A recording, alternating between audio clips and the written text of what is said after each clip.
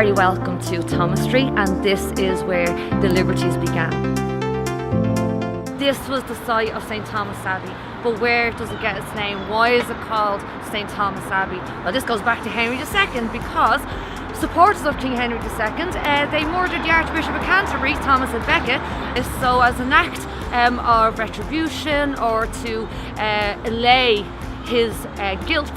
He basically granted a liberty in the honour of Thomas à Becket, and here we are on Thomas Street looking at this building. There's so much history, and you have on your doorstep when you stay at the Hyatt Centric Hotel in the Liberties.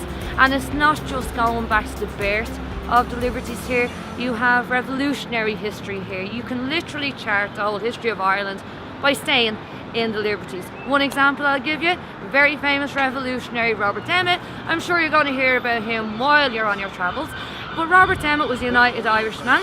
In 1803 he led a rebellion to seize power from the British, because Ireland had been under British rule for many years at that time. His goal was to storm Dublin Castle, because that was the political seat of power in Ireland.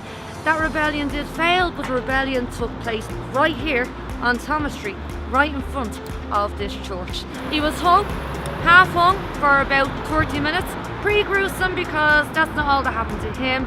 He was then cut down and he was beheaded, and there's a famous image painting done of this execution. And one of the local stories is that his head rolled down Bridgeford Street Hill, which is literally right in front of me, and went into Liffey. That of course is just a local story, not true, but it's a good story all the same.